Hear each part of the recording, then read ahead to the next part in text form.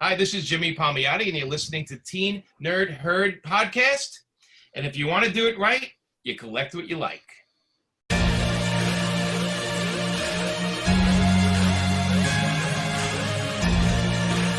This is a DJ Hot Woman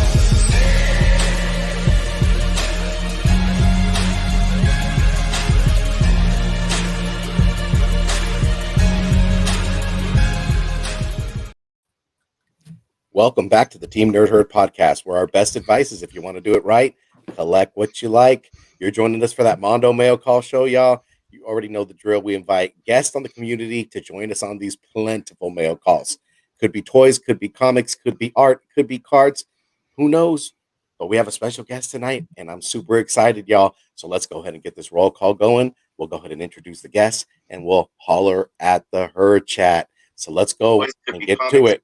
What's going on, Big Rob? What's going on in the neighborhood, brother? Talk to me. Hey, Steve. Hey, guys.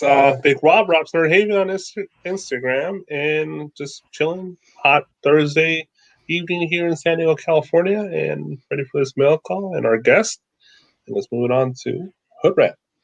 Yo, what's up, man? I'm Hood Rat. Your Hood Rat. We're all Hood Rats. Just chilling out here, man. Got a good surf this morning. Makes me happy, man. I'm going to pass it up to JR. What's up, bro? What's up? Guess what? I can say asshole. I'm an asshole. All right, good. That makes me happy. We just got fired by Google, bro. Thank you. Good for you, JR. Good for I you. actually just checked the rules. He was just Anyways, like, What's the rule say? the rules say I can even say the F word. ooh. Really?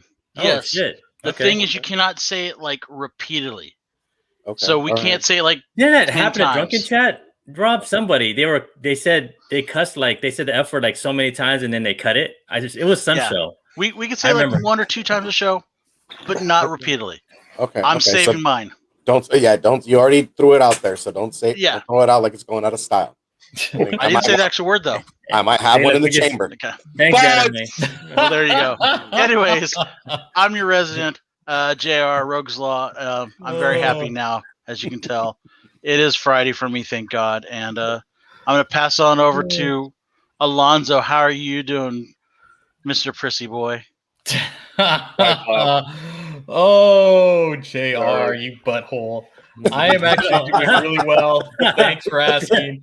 I'm Alonzo, aka Comics and Pops, your comic book nerd and your pop culture fanatic, and I am looking forward to today's show. JR's what more about like you, a fudge Steve? hole. JR's more like a fudge hole, bro. Oh yeah. Chocolate starfish. Get it right. Muchas gracias, And guys. hot dog water. Let's do this. Let's do it. It's your boy Let's do it Steve, before our guy leaves. aka Yeah.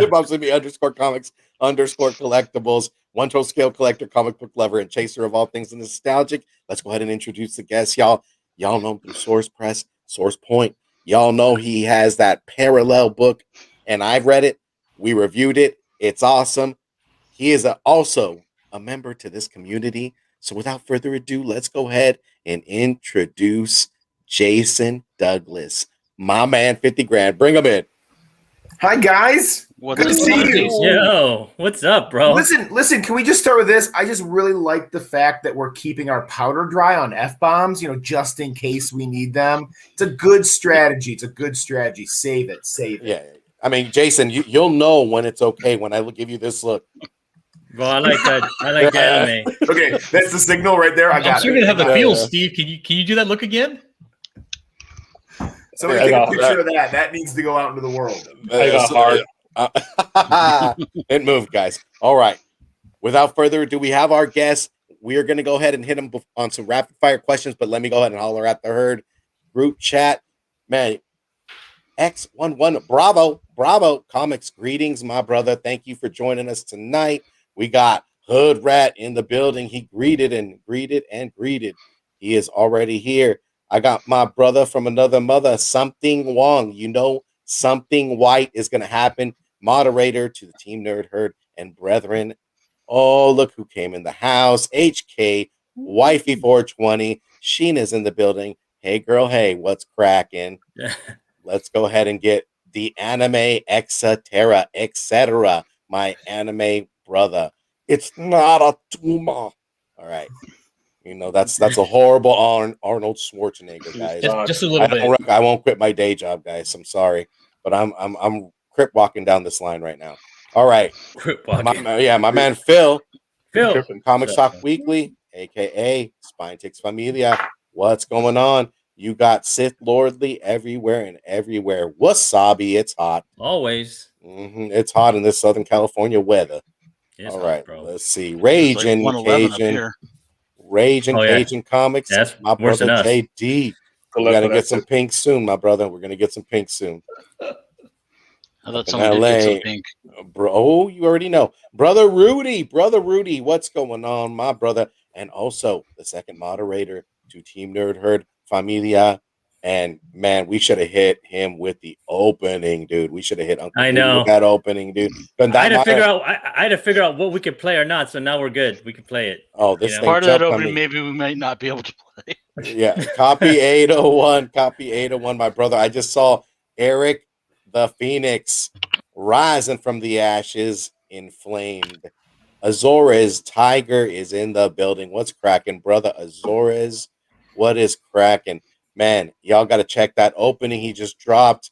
My man's getting some little work done with the channel. The professor is coming to teach some lessons. What's going on, Lady Sith? We deep, knee deep in Disneyland. All right, here we go. Steve, can you say that real quick?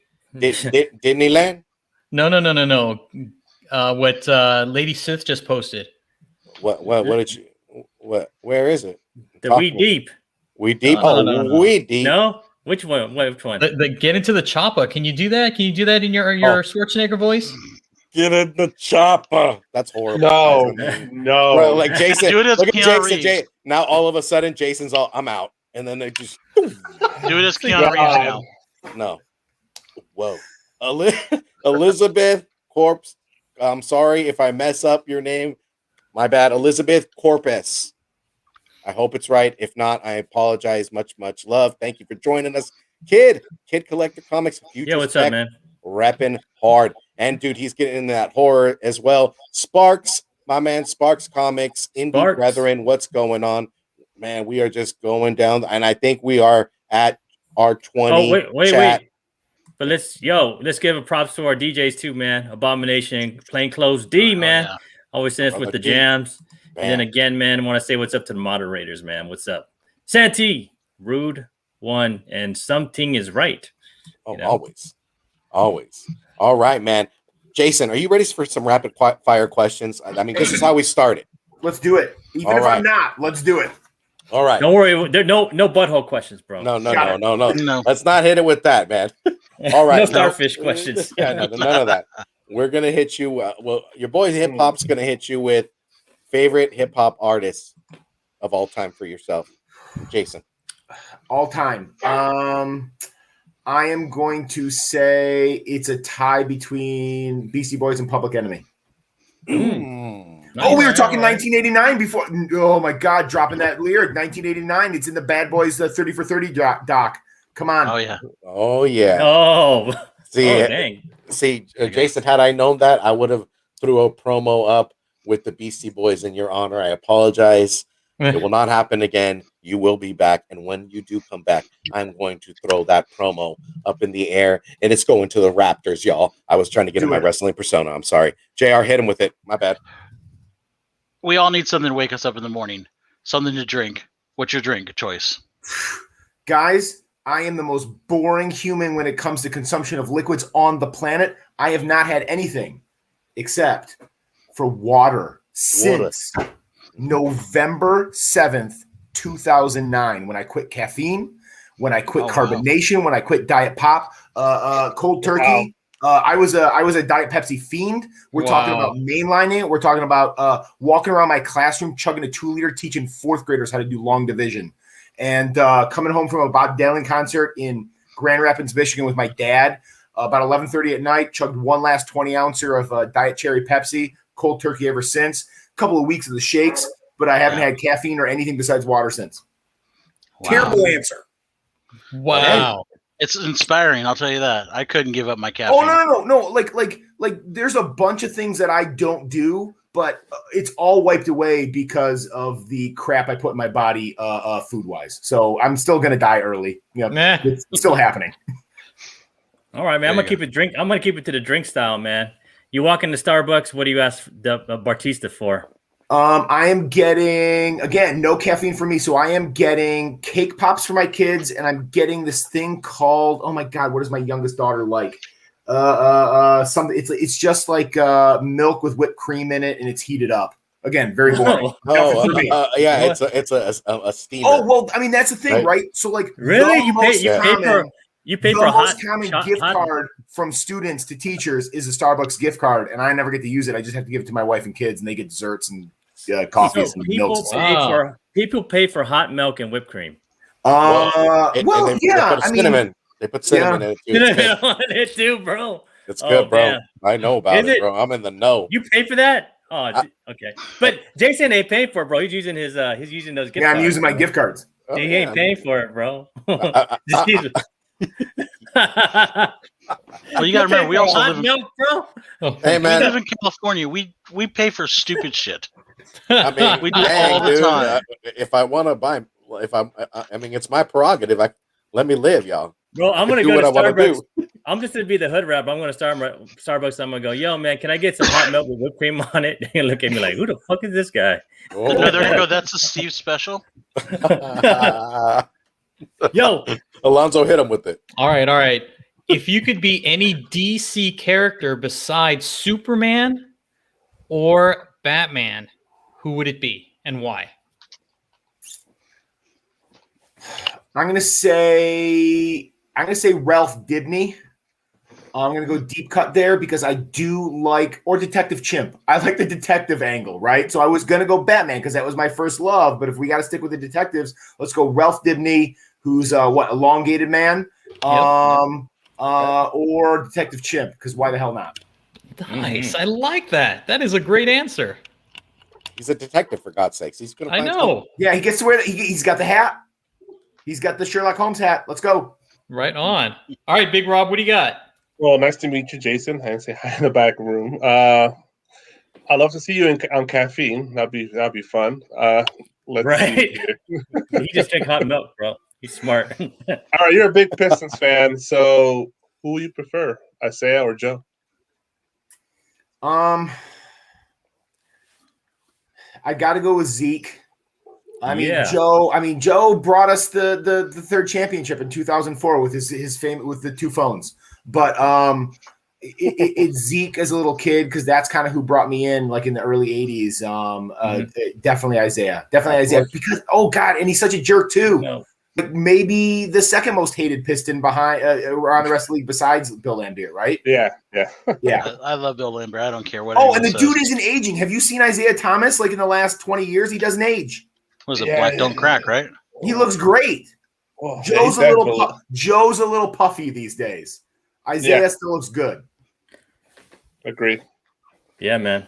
Pistons were dope, bro. I like how they used to give Scottie Pippen headaches. Right. Every playoff, bro. He's like, I got a migraine. I don't want to play.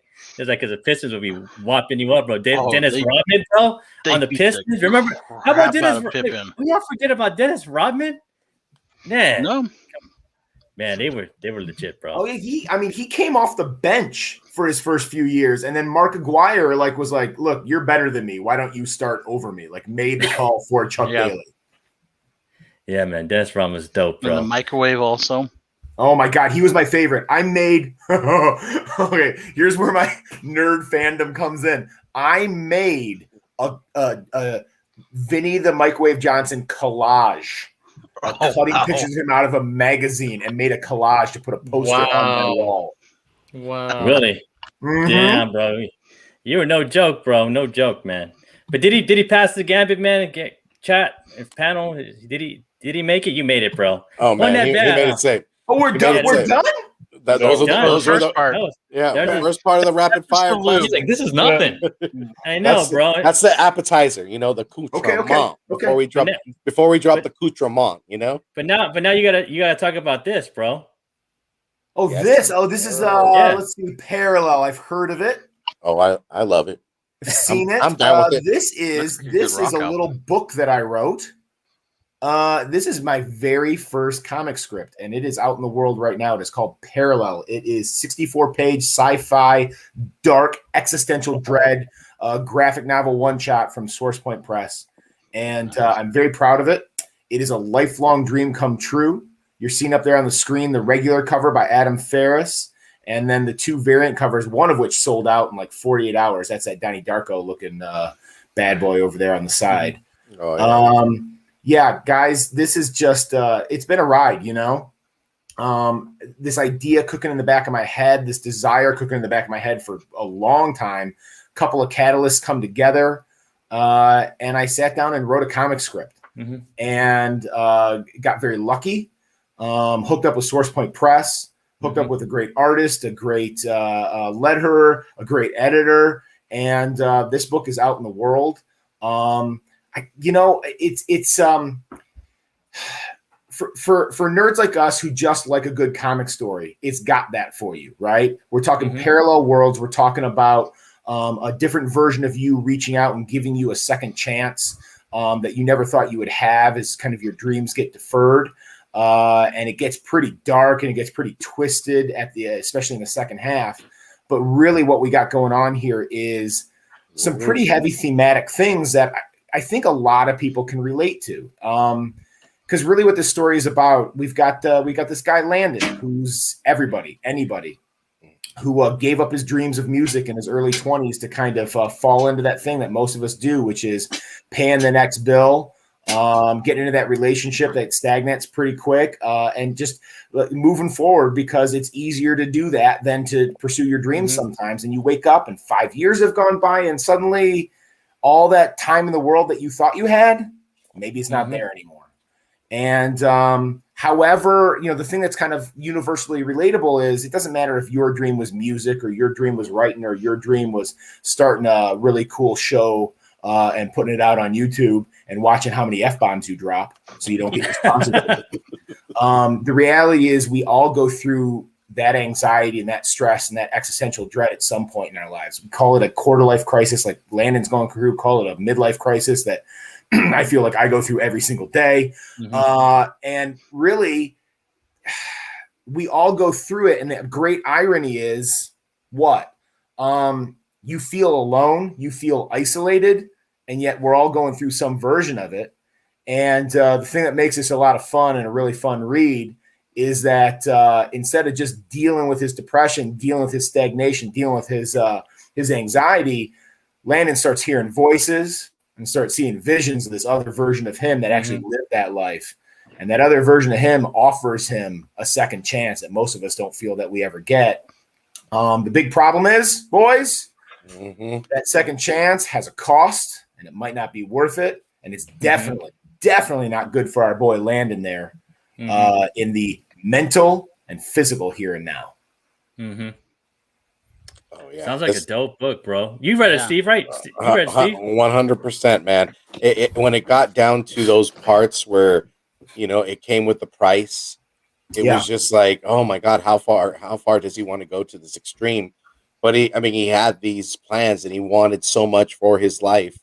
But again, it comes with a cost, and he gets injured. Almost to death. My God, hospitalized, but he's living this other parallel life that he was supposed to live. Being a star and just living the life. And well, Steve, when we were talking, do you remember we were talking about like that? There's that scene where like Landon's at the top of the stairs, right? And he's got to make a choice about how bad he wants it and what the cost is going to be and what he's got to do in that moment. And it's like one of my favorite things about this book, not even looking at it as the person who wrote it, but more like looking at it as the fan of Adam Ferris's art, or just looking at a story that grabs you for whatever reason, is those moments of tension, those very pregnant pauses of, oh my God, what would I do in that situation? And I feel for this guy because I've been there in my version of it. And then, of course, there's that lovely ambiguous ending that back on Spine Ticks we kind of debated about, and people were trying to draw it out of me like, you make your own decision about how that book ends. But I'll tell you what, guys, one of the things that I'm most proud of, because I'm a fan of it and always have been with a comic, is something that has a lot of rereadability. And I think one of the things that I'm proudest of about Parallel is you can go back and read it again and actually absolutely change your mind about how this panel, this page, or these couple of pages even read.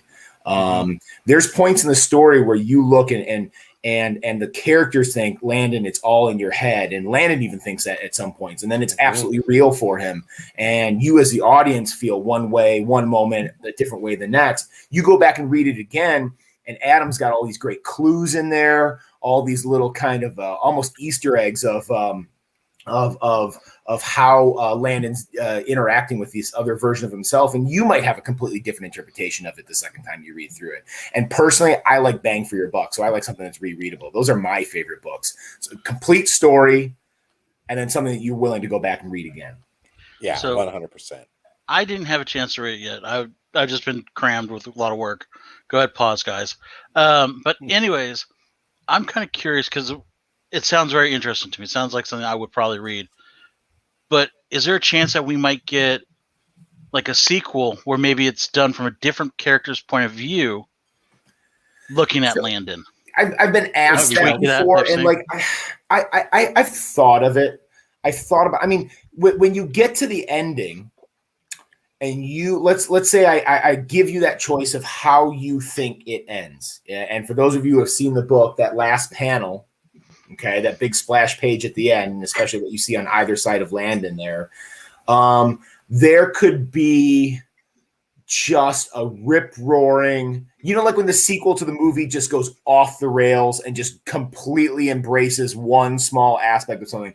There's a version of a sequel to this where Landon is somewhere very unpleasant, and we see how that plays out. There's a very staid and just kind of him moving forward version, I think, out there. But I like what you bring up, like just looking at it from a different perspective. That's kind of cool. I'll give that some thought. Okay. Oh, yeah. Alonzo, do you have anything to add? I know you read it as well, right? I did. Nothing. I mean, you guys nailed it. Yeah, I dig this, man. I can't wait. I mean, to read it over again, because just like you said, Jason, you should give it a reread, and you'll find the clues and stuff like that. I think that's always a great thing, because I like to go back and really dissect a read over and over and just kind of figure out if I'm on point or not. And it's indie, and I love it. I'm a fan. Well, I mean, I've talked about that before. I mean, one of my favorite things about this process has been just seeing like how malleable not only comics are in general for any kind of story you want to tell, but indie comics. Yeah, right. It doesn't necessarily reach as big of an audience. It doesn't have that 80-year infrastructure that a Marvel or a DC has to get it out into the world. You got a little more blood, sweat, and tears, but it's also not hampered. Indie comics are not hampered by some of the editorial mandates and restrictions that serialized comics that have been there for decades and decades have. Like, there is literally no story that can't be told in comics form in indie comics, and that's why I love it. Awesome. Man. Shout out to Dank. All right, man. But you had a real in-depth interview with Bindtix, guys. So if you guys out in the chat, man, and in the rewind, get the real Jason, man. The real Jason. That was a dope interview, and Steve was on it too. And I want to thank Sith Lordy for hooking us up too, man. That was a great interview. But man, you guys want to get into it, bro? Yeah, because let's let our guests decide. Jason. Jason. I'm ready. I brought stuff, guys. I'm telling you. I had a problem today. I got home. Today was the last day of school, right? Yeah. Okay. I got home and I went downstairs and I grabbed a stack of stuff that we have to do like a 4-hour show, and I had to weed it back and prune it back. So I grabbed a couple of things to show off today. Well, not show off today. I got some stuff. You guys ready? Yeah, bro. This is what I've picked up lately. This is what I've been reading. Okay, so I got a little variety here. Okay. Here are the two my most recent trades. Okay, check this out. Oh my god! You guys know about Brubaker and Phillips doing the Reckless books. Yes, legit changing stuff, right? They were crushing it with Monthly Criminals or Fatale or whatever they were doing, right? Or the Fade Out, and then pandemic hits, And instead of kind of rolling over and going, I don't know what to do, they're like, okay, great opportunity. Let's just do OGN every 4 months. And these are so good. So this is the second one. This just arrived. And like you get to the back and you're like, oh crap, a third one's coming in October. I'm so fired up. Yeah. These are like legit good. Okay. So 100%. for a long time, I was like Jeff Loeb and Tim Sale were like my jam as far as a creative team, right? All the Marvel color books, Batman Long Halloween, right? Mhm. Okay, like that team, I loved it. This is so consistent over the last 20 years. I think they might be it for me now. I think these 2 dudes might be the best. Okay, so I just read that. Awesome. We're actually going to be doing a show on that first book pretty soon. Steve, Are you? Oh, wasn't it? Yeah. I mean, so I haven't read it yet. I haven't had a chance yet. Here's a reading habit that I've got. So like if I'm buying trades, let's say the series goes like 9 books deep, right? Right. I will have read by the time I read volume 9, whenever it comes out, I will have now read volume 1 9 times because every time the new trade comes out, I go back to the beginning and reread the whole thing. So there you go. Before I read page 1 of this, because I don't want to miss a nuance, I went back and read volume 1 and then did this one. Right? Makes sense. Okay. Now, oh my God, this was awesome. Oh, Jeff yes. Lemire is JR. He might have. I know it's 21st century, but I believe he's broken into my top 5 writers of all time. This guy can do no wrong for me. And like man. Black Hammer, come on. Yes. Come on. Next week, the new Black Hammer comes out. Oh my God. Jason, we were like this. Now we're kind of like this. I mean, you and I, Piston fan. I like Lemire. I hate Lemire. You know, I Jason, absolutely think he's one of the worst writers ever. Fist pumps. Fist pumps. I like Lemire. Don't mind JR. I'm like Lemire for me. Like I caught on right at the beginning of Essex County. So like I missed the first book, went back. It's like that. It's like you caught on to Quentin Tarantino because you went to see Pulp Fiction and then you had to go back for Reservoir Dogs. That was how I did Lemire, but I've been on board for everything since. All right, some floppies. Check it out. So I have a stack downstairs of. I went dollar bin diving a little bit ago, and I'm trying to put together some runs. Okay, let's go. So instead of showing you about 100 books, how about just a couple? I'll show you this. I am working on putting together a run of the Marvel 25th anniversary covers, right? With the borders. You know what I'm talking about? Yes, I know. I'm just slowly picking them through and like they pop up and whatever, pay a couple of bucks. These are the latest 4. I got the Alpha Flight one. Nice. Nice. Nice. Awesome. I got Hawkeye looking. I like that one. A little suspicious. Very nice. Yeah. Little predatory. Conan one. Oh, looking dude. What's wrong, Conan? And then classic. Oh, so now you're getting me. We're getting closer. We're getting about here. Okay. So I'm trying to put. So like the runs I'm working on right now. I'm working on that. I just completed my New Mutants run. I cheated on 98. Oh my God. Can we do a 10-second aside? I had a 98 as a kid. I traded it to a neighbor for a 95 because Wolverine was on the cover of 95. Jumping out there at cable like that. And then, of course, 20 years later, that's like the biggest mistake. So I cheated on the 98. I got the reproduction, the facsimile. But I just finished my New Mutants. I'm kind of working on an Uncanny 1 through Age of Apocalypse. So that's just picking and choosing, not actively, whatever's out there. Okay, one more to show you. Oh, no, 2 more to show you. Check this out. Sam Keith Hulk cover. Look at this. I got to get a good angle. Oh, that's cool. So nice. That is so nice. Come on, Sam Keith. Oh my God. You can't hate on that. No, bro. I'm working on putting together all somebody his, there. Oh, that's another run I'm working on right now. Is all the Marvel Comics Presents Sam Keith covers. Oh, nice. Yeah. Oh, that's and great. Then one last thing to show you. Oh yeah. So this is not mine. There are only 2 slabbed comics in my house. Okay. I haven't done it, and I'm that person because I got enough OCD that I know that if I jump in, it'll just be everything. You know what I mean? Like, Yeah, totally. there's no in between for me, boys. It's either all of it or none of it. Yes, sir. So there's only 2 slab comics in the house. You know what? There's one of them right here, and this was gifted to me. Oh yes, the Dark. Oh dang, the Virgin. Wow, that's awesome. Yeah, that's the epic. foil Virgin one. There's Those I don't things. know how many of these are even out there.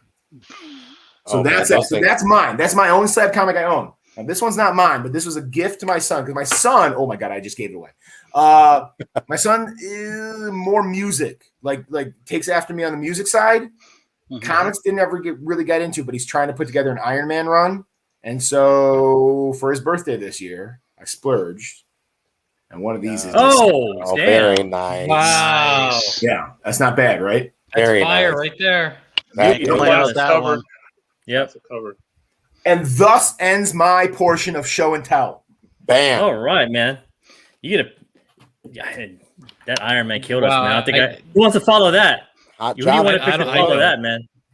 I think Steve should. Hey You man, get a pick. You get a pick, Jason. Who do you want to pick, Jason? You got to pick who to follow you. Oh my God, look, I'm going to do an itty, mini, miny, mo. I used to be an elementary school teacher. I'm going to literally go like this.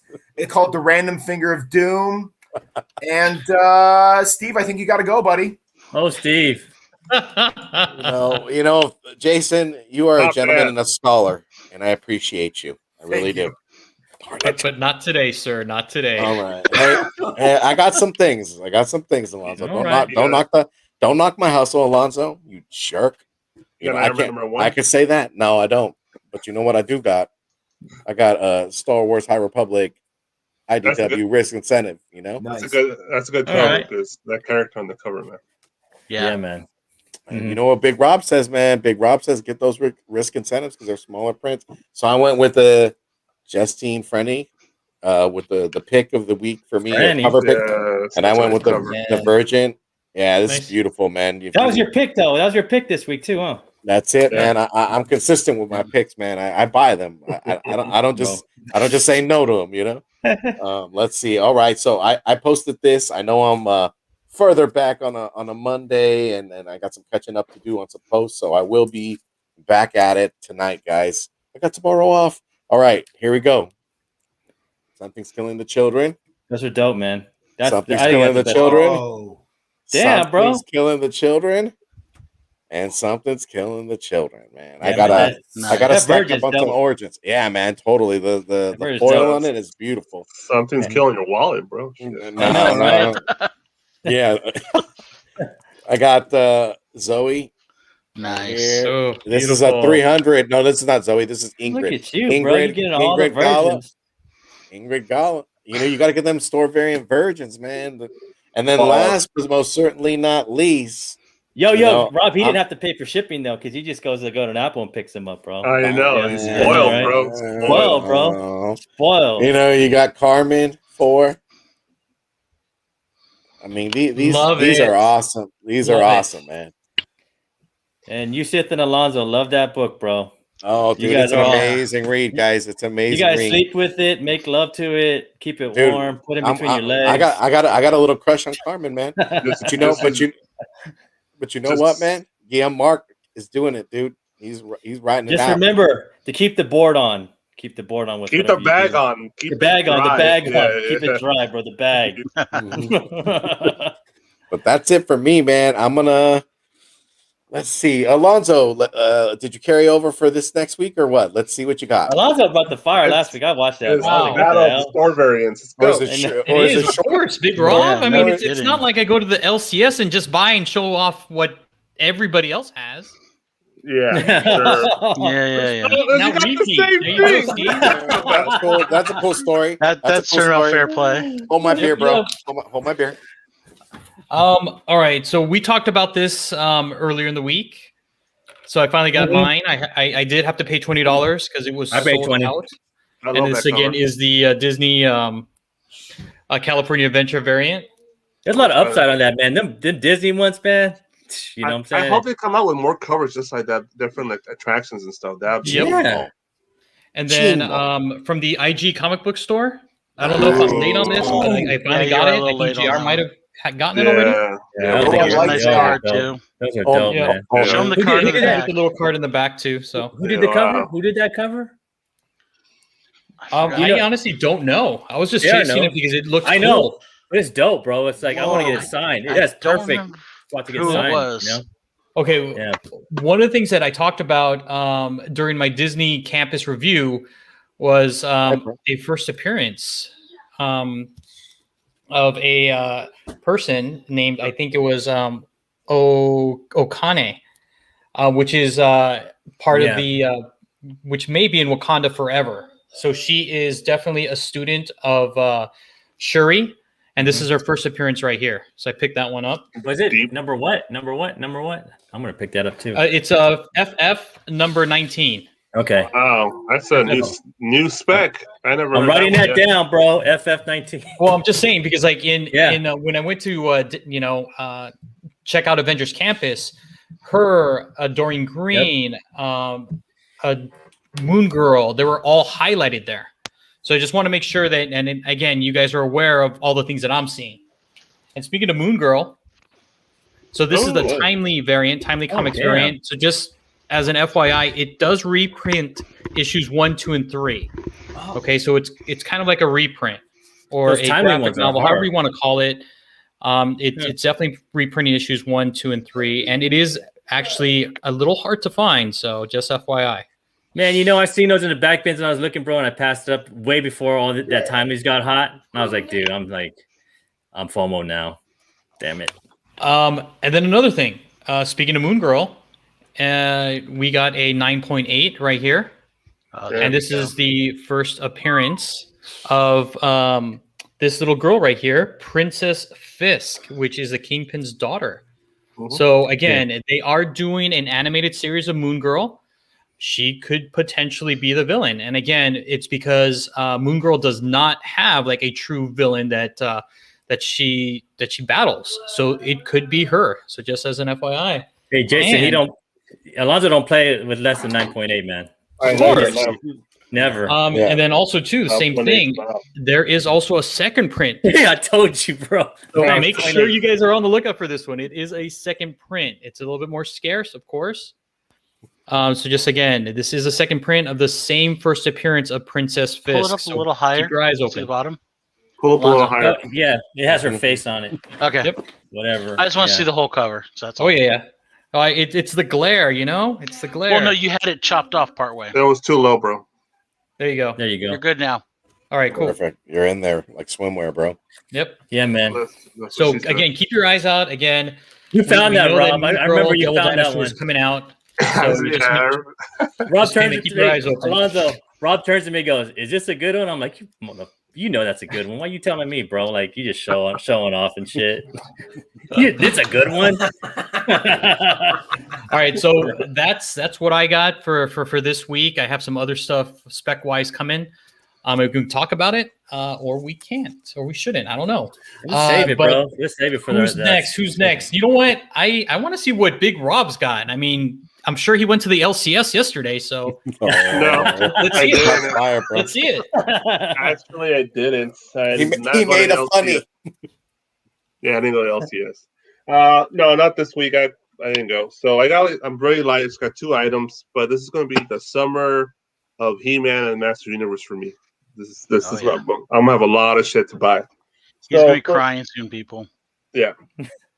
So first, I got this at Target, yeah, bro. Oh, Nice. and this is the Target You in exclusive. Century, bro. You in Century. Very cool. Yeah, Crazy.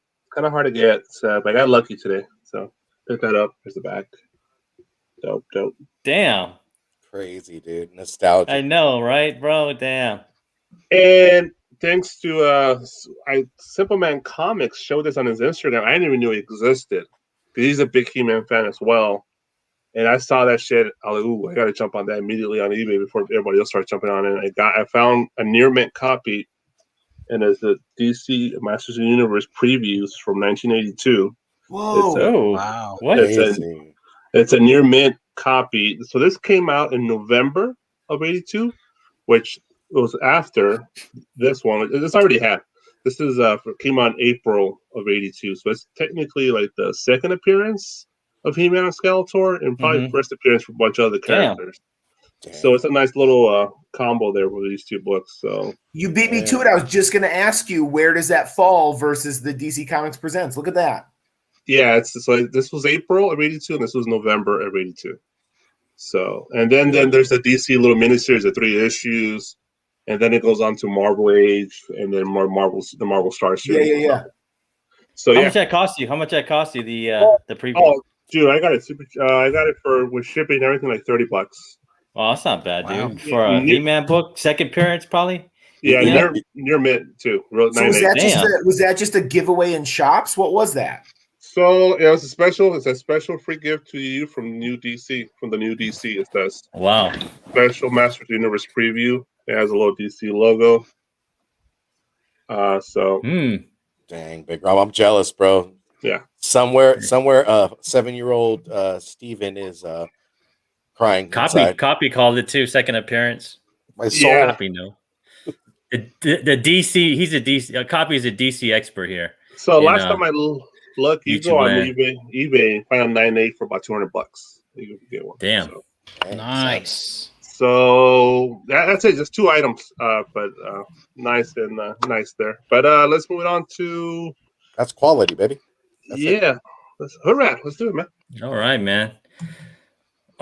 So Guy Ford showed us off a little bit. I watched the game yesterday. Was it Italy against Sweden? Was it Sweden or something like that? Turkey, no? No, they played Sweden, bro. They whipped on them, bro. It was like, yo. Yeah. So I had to give them props, man. I like Italy, man. I hope they do it, man. So the Euro Cup's on. France is tough, man. France is tough. I know. But so the first thing, 2 weeks ago, I showed you guys I found this in the back bin. So I know this place that had them in their back bin, so I had to get the whole run, man. So I just got them all, bro. So I got the Khonshu Part 2, Khonshu Part 2, Khonshu Part 3, Khonshu Part 4, which is probably the hardest one to get. That's a cool story too. Yeah, man. That's why I want to read it in Khonshu Part 5 or the finale, man. So I picked up these, and then at another store near where I surf, I go there. I'm not gonna tell y'all where it is. I mean, I'm not even gonna tell because I know, man. If I tell Rob, bro, Rob will show up. I already know where it is. I know it's near where I surf, man. Rob will be behind you, filling on them butt cheeks. And then I was just looking. I saw, me in the lonely long boxes, man. It was like just sitting there in the corner, bro. I looked through it and look what I found. Bam! Wow. Boss logic, love it. The boss, bro. I was like, I had to take a double look. I was like, for reals? Like they just had this in this little short box. So I was like, I'll take it, man. So yeah, I found that one, man. How much is that going for nowadays? $100, you know? Yeah, but it'd be a good one to get. I mean, for me, man, I'm a Rock fan. If Rock ever has like a signing, I'll send this shit to him, bro. Get Rock sign on it, bro. Get a CGC, bam. And then I want to thank my boy, man, Hot Java, man. He gave this to me a few weeks ago when I was up in the OC at Disneyland, man, and I met up with them and we chilled out, man. We didn't have a drink, bro. We were just chilling and talking about finance and stuff. But he brought this to me, man, and he knows I'm a Silver Surfer fan. So, Alex Ross? Yeah. Nice. Yep, man. Yep. Alex Ross, he brought it to me, man. I was like, yo, man, thank you. I appreciate it, man. I just, I haven't said thank you on the air, man, but I want to thank my boy, man, Hot Java, man, for giving this to me, man. I'm just gonna go up there. Once I get all my frames, the one from Tim too and JR, man. So that's a banger. And then that's nice. I know, right? And the last but not least, man, Uncle Rudy, man, gave me a bunch of AOKs too, man. He knows I'm a big Silver Surfer fan too, so he put that in there. Nice. But then he gave me the whole like Zek run, man, of Web of Spider-Man. So in Mylar, yeah, bro, look at that. All the Zek Craven's Last Hunt. Oh my god, such a great series. Yeah, man. I was like, dude, you don't have to get. Look at this is one of my favorite. Such a great cover. Yeah, my favorite covers from Zek, bro. Like I was like, yo, man, you sure? And I was like, Nylar, whatever, bro.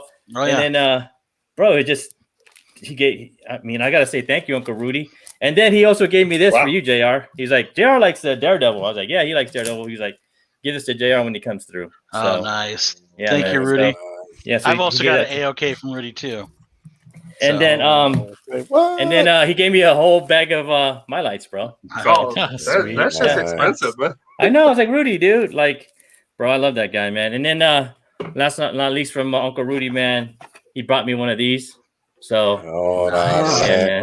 Yeah, Dude, the old Oh, that retro. card back is clean. I know it's so many. I like the back though, man. The backs Wow. of these are the bomb, man. You know, like I just love reading them and looking at them and trying to reminisce of like being a kid. You know, and 1990 all the way, bro. yeah, man. But you know, I'm gonna thank you know Uncle Rudy and Hot Java, man. Javid, man. You know, I love you guys, man. You guys are like family. And we're gonna have Uncle Rudy, man, do his first full appearance on YouTube ever, man, next week on the bottom half, bro. It's gonna be wild, man. It's gonna be wild, bro. It's gonna be dude, I wild, can't man. wait. He's coming. He's coming like Nacho. You know what I'm saying? Like, so Yes, sir. I'm gonna pass it on to JR. What you got, JR? I got a little bit of this, a little bit of that. So I held out some stuff from when I was in San Francisco. So I picked up a couple of Knights of the Old Republics. Okay. Nothing major fancy about Hey, them. dude, I picked Yeah. I picked those up all day Yeah. long when I see him. Early and You know? low number too. Yeah. You know, All somewhere upstate in the Golden State, King of the Golden State, James is looking at you like, "What you doing with them books?" I know, right? And then I was listening to had a little Cyclops bitch in my ear, so Oh, I saw these, so I had to pick them up. So I colorful. picked up a Very little nice. late. Oh, really? Oh, nice. Got number 2, number 3, Whoa, number 4, Very nice. bro. nice. and number 5. So I'm gonna have to track down number 1. Number 5 looks nice. Oh, That is okay. awesome. Yeah. Like a diner, right? It's such a great Nice. series too. It's a good Well, read. that's why I wanted to read it, not for the spec value.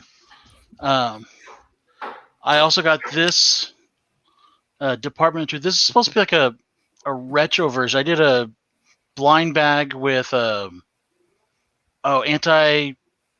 anti-hero company or something like that, and they got a normal version of this, but this is the retro. It's supposed to be like yellowed up and stuff, and they're Mhm. supposed to be limited to only the people that did the blind bag.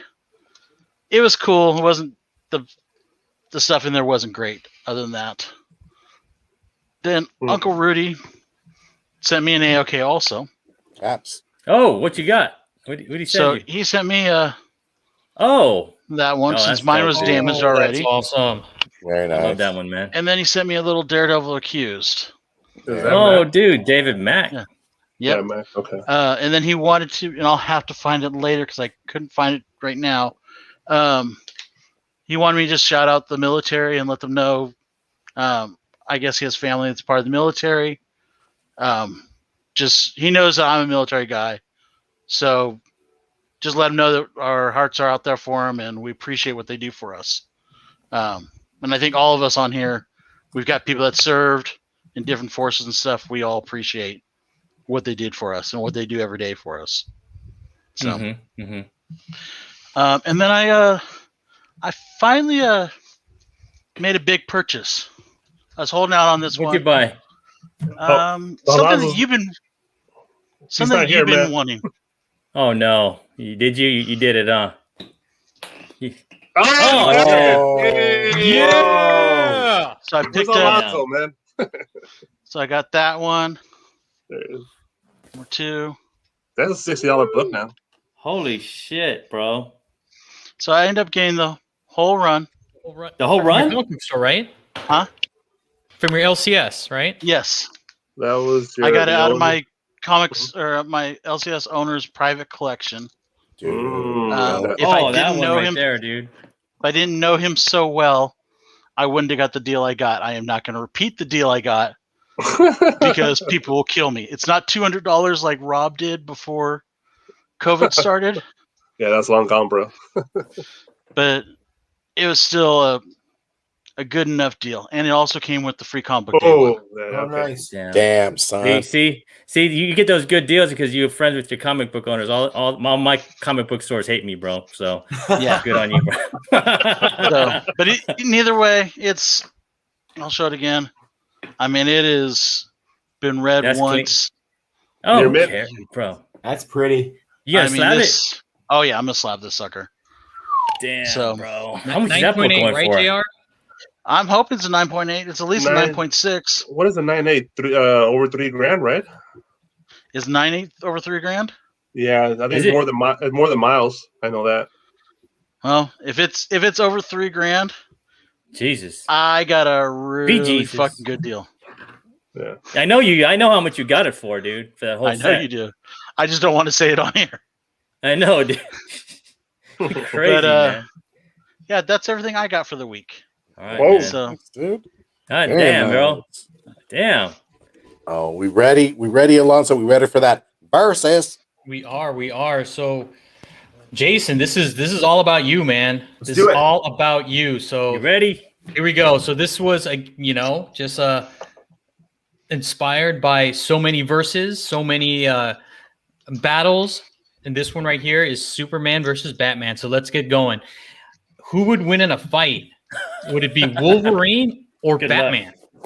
I want to say Wolverine, but it's going to be Batman. It's not even going to be close. And why is that? Because he's smarter. That's Mhm. it. Yeah, he's gonna have, because the plan. It doesn't even matter if it's a surprise. It's not a surprise. He's got the plan. He already knows how to beat him. He's got a freaking file on him, right? Mhm. He knows what to do. I mean, my 12-year-old heart says it. It needs to be Logan, and Logan's been written in ways where maybe, but Bruce isn't even gonna let him get close. Mm-hmm. So He's you're just in not. the- He's just you're in not. the- He already knows the weakness. He already knows what he needs to do. Chess master. Yeah. I want Logan to win. Batman's gonna win. Okay. Yeah, you got the panel agreeing with you. Man, if Batman can beat Superman, bro, he can beat Logan. And the chat is all over the place. I mean, the chat's saying, I think it's about 50-50 almost.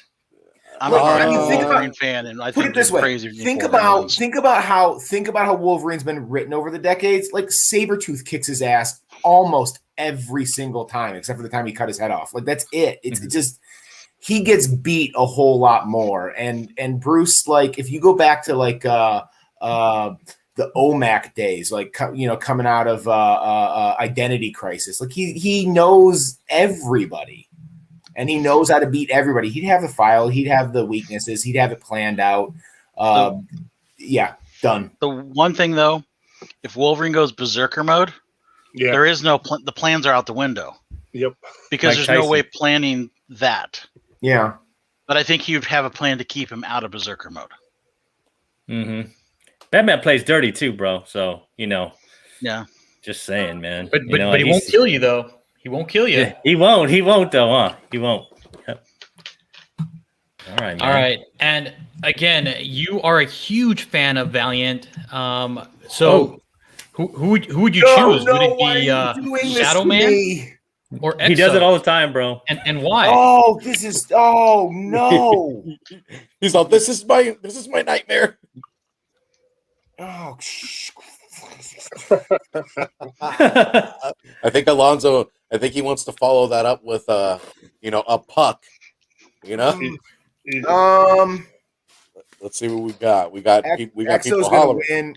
Oh crap! Exo's gonna win only because you know what? It depends on where in their journey they are. Because like Jack didn't like. I don't know if anybody read old school Valiant like I did growing up.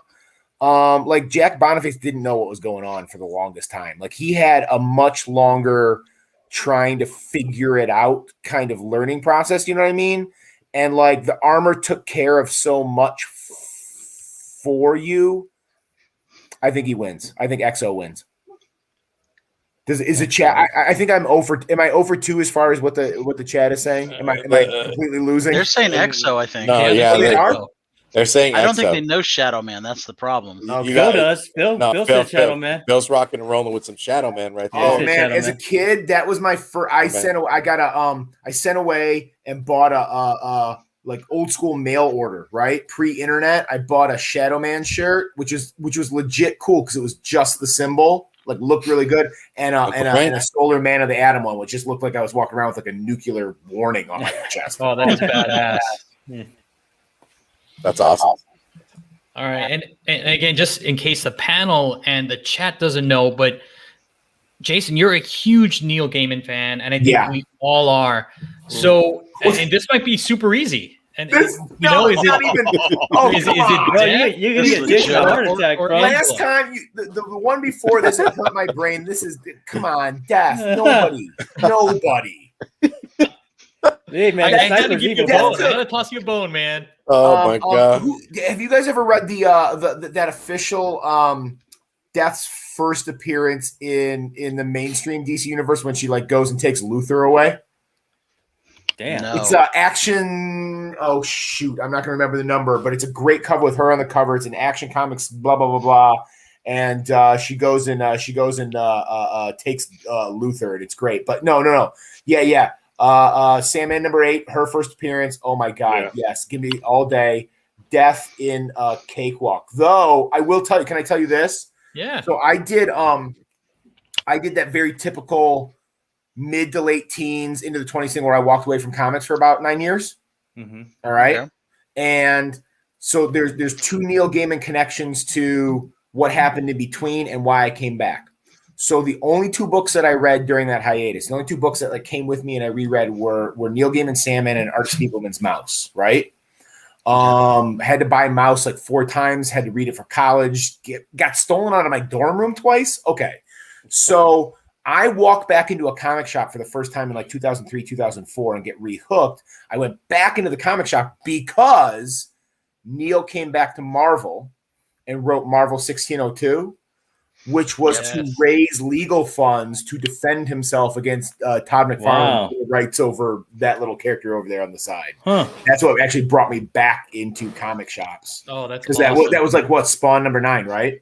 Yes. Yep. And that whole thing about who owned her and blah blah blah, and then Todd was getting a little greedy, and Neil said, "Yeah, I'm not doing this for the money. I'm just going to do this for all the funds are going to go to, you know, Comic Book Legal Defense Fund and to fund this battle against you." And that was Marvel 1602, and that brought me back in the shops and got me rehooked, and now I'm fully back in, obviously. That's Jason. That's a great story. I got a quick one for you. Vertigo or Valiant? Oh, I can't. Why are you doing this to me? Because he is the butthole. He is the starfish, bro. Chocolate starfish. All right. Okay. I'm gonna cheat. Both 12 to 15-year-old me. Oh, bro. Valiant in a cakewalk. 20-some-year-old me to today. You give me like my dozen Vertigo titles that will follow me to the end of days and keep rereading. You know what I mean? No, I agree. So older Fables is the one for me, Vertigo in the golden age of Vertigo, right? 90s into that first decade of 2000s. Well, Vertigo's dead now. But Valiant was like formative for me, right? Like it was right. Like I was out there collecting and I was grabbing any foil embossed Punisher cover I could find, right? and trying to Steel Town Rockers #1 because it said #1, not because it was any good. And going from drugstore to drugstore to get Spider-Man #1 in a bag and silver and whatnot. But Valiant turned me on. I don't know. It was like in so many ways, it was the polar opposite of what Image was doing at the beginning, right? It was more writer-based than it was artist-based. Yep. It was more realistically drawn. Barry Windsor Smith was crushing it. Oh, he was. And they were a shared universe, but they were small enough where it didn't destroy your pocketbook or your brain in the way that DC and Marvel was at the time. And you could follow like my pull list at my LCS from 92 to 95 was every Valiant title. And you got some questions here. You could read the entire universe. It was awesome. You got more questions, bro. Yeah, you got Sandman or Death? Morpheus was my guy. I had a nice statue until my wife accidentally shattered it to bits. I'm gonna go with with air quotes, right? You know what? There was a debate, but then when I pressed that issue, I got in trouble, and she was no longer in trouble. So it was an accident. It absolutely was. So we got Betty or Veronica? Good girl or the bad girl? The blonde or the brunette? I'm cheating both. Why not? Let's go. That's right. That's the right answer. That is the right answer. Okay. One of my top 5 cover artists of all time is Jay Lee. I have got sick. Betty and Veronica versus Harley and Ivy a series, a Jay Lee variant cover with the 4 of them on it. Oh my God, it's beautiful. Love it.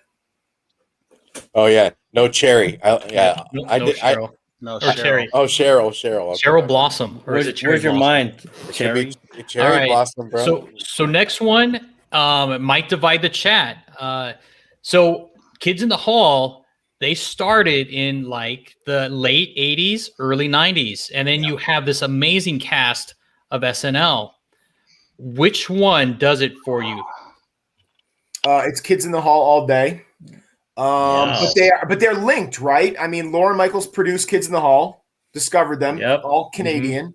And in fact, so they were doing their stage show in Toronto from actually the early mid 80s on.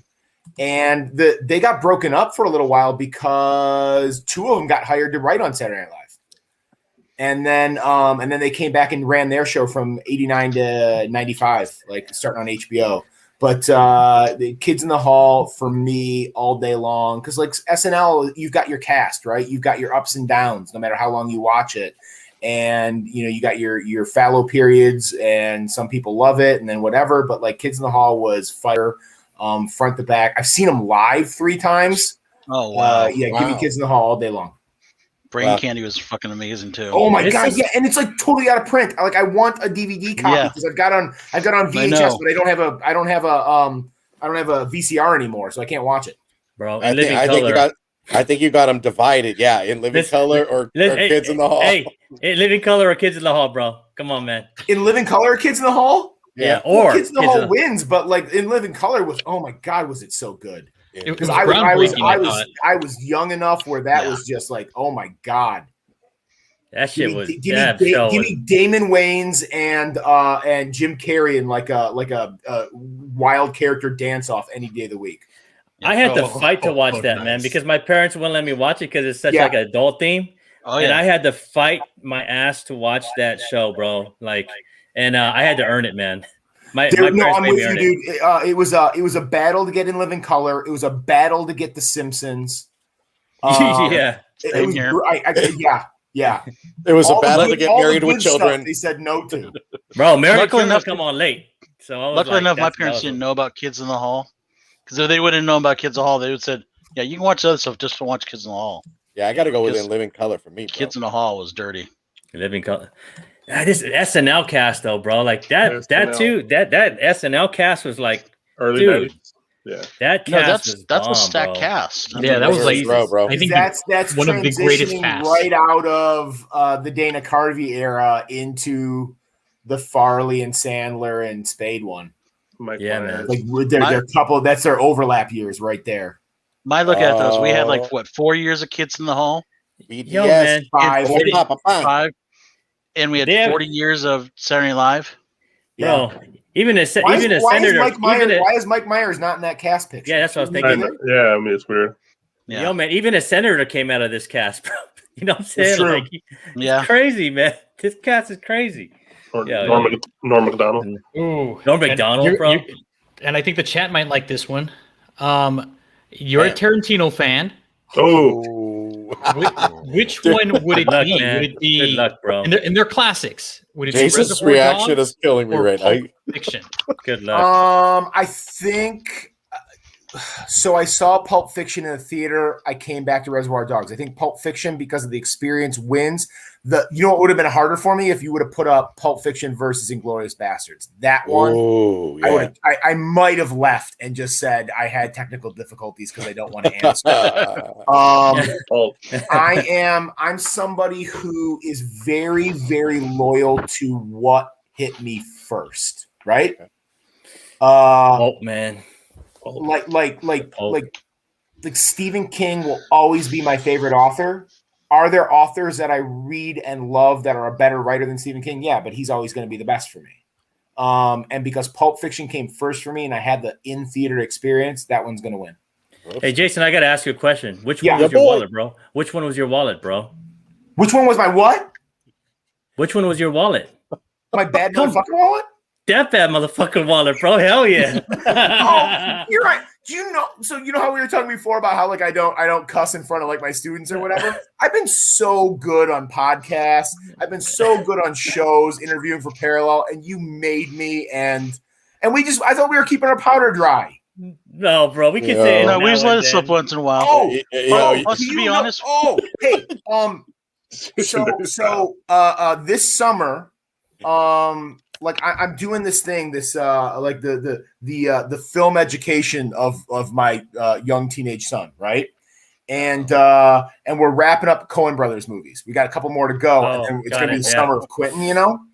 And so I'm looking at this little thing and that little thing and getting my little nuggets of things that I didn't know. And you know how there's those huge online theories about what's in the briefcase, right? No, it's Marcellus Wallace's soul and blah blah blah blah blah. Yeah. Most of that is like fun, but the truth is there was a plan for a little while that it was the diamonds from Reservoir Dogs. Oh, that's cool. Oh, yeah, I heard about that one. I heard that because one like too. he's got his shared universe thing. Like this person is this person's grandfather and blah blah blah blah blah. Yeah. That like there was an early version of the script that's what was in the briefcase. Because there's also another movie that came out before Reservoir Dogs. It's like a French movie, I remember. That is a lot like Reservoir Dogs, where they're robbing a bank. Well, I mean, and everything Quentin does is derivative of something. Right. But I mean, like Quentin actually, I worked at Blockbuster, so I saw it like 20 years ago. Yeah. But I remember them telling me when I watched it, like Quentin like wrote the script or something, and it has like loose ties to Reservoir Dogs. So that's where the diamonds could have came from too. So Jason, you said it would have been Inglourious Bastards. If I throw a line at you right now that is no words, are you going to know the scene? Can I get a yes or a no? Okay. You can try. My coworker and I hit each other with this all day. Okay. You got to know that part. What is that? Tell me. I'm sorry. Put it more context for me. I don't think we can because it's when he's really doing it to that girl and he's like, He hits him with that. You don't remember that? Oh, okay. Bye, guys. I just threw that joke away. You know. See you later, Steve. Yeah. Well, now we know what he was doing last night. Yep. You know, Jr. Don't. All right. And then Jason, you had mentioned you are a Wes Anderson fan. Oh damn! Which is it going to be? Bro. I mean, they're both good ones. Life Aquatic, or The Royal Tenenbaums. Tenenbaums, bro. This is the good one right now, Jason. And both of them have Aquatic. Mm-hmm. Okay. Bill Murray's in both of them. Tenenbaums. Oh, Bill Murray's in both of them, and there you go. Yeah. Yes, sir. Feature tonight. Just don't shoot him during apocalypse, bro. Like, yeah, boy. Tenenbaums is the superior film, but I was and still am to some extent a movie snob. So as soon as Life Aquatic got panned, I was like, "That's my favorite movie of all time." Yeah. Oh my god, like Rushmore is my first. Like I had to go back for Battle Rocket. So check this out. Jason Schwartzman and Wes Anderson came to Michigan State University to screen it before it came out. And I got to see like a screening with them, introducing it and taking a Q&A. So that like blew my mind. So Rushmore is my jam first. Tenenbaums, I had a hell of an experience in the theater there with a bunch of people. We were spread out across the theater. It was full.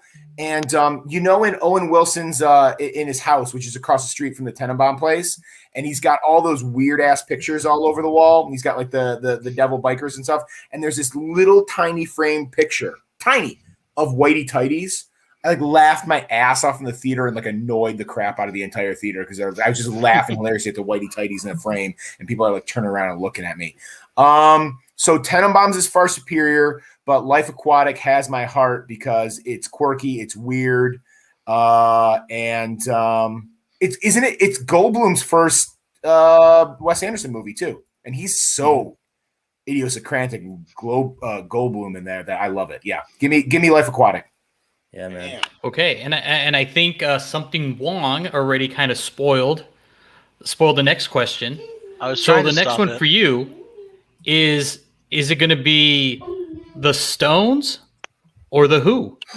All right, I'm listening to Quadrophenia and Tommy right now, but it's Stones. It's Stones because there's nothing better than 68 through 72 or 74, especially 69. When Mick Taylor gets in that band and they've got their first legit fire lead guitarist, give me Rolling Stones studio 68 through 72 and live 69 through about 74. Yo, man, it's just something about the Stones where your lead singer can't sing, but his swag just makes him better. Yeah. Okay. I don't know if I'm breaking the rules it's pure or not. swag, bro. It's I pure don't know if I'm swag breaking with the rules or not by like all these dumb little anecdotes that I'm throwing in here for this. No, So you're good. I saw the Who twice. Once right before John Entwistle died, they did Quadrophenia, the whole thing live. And do you know Gary Glitter? Do you guys know who Gary Glitter is? Rock and Roll Part 2. He was playing one of the roles, and Billy Idol was playing the bellboy. He was just like on stage for like 3 songs. That was wild. But the first time I saw the Stones was on the Bridges of Babylon tour. So we're talking like 97, 98, right?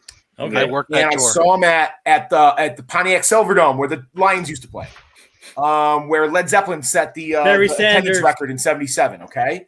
So we're at the Silverdome. My sister and I are there. We ended up having to do the lottery thing in line for tickets. We got floor seats, front row, the second section back. Not bad, but like not up front. You're still kind of far away, but we lucked out because Bridges of Babylon tour, halfway through the show, this big-ass bridge comes out of the stage, and it goes down to this little tiny stage in the middle of the floor, and they do like an old 1960s stage. Like, have you ever seen footage of the Beatles in their first tour where they're in that stage where they're all facing the same direction, or different directions? So the Stones come down and do like 4 or 5 songs in the middle there, okay? Which is really good, and we're in the front row for that. So that was amazing. But here's the killer. So we're there really early. We're there before the opening act, and the stage is really low down to the ground. So unless you're like right on top of it, you can't really see what's going on. And roadies came in. This is when you know you are an old dude band. The roadies come around before the show. Nobody's in there. And they pre-planted bras and panties on the stage.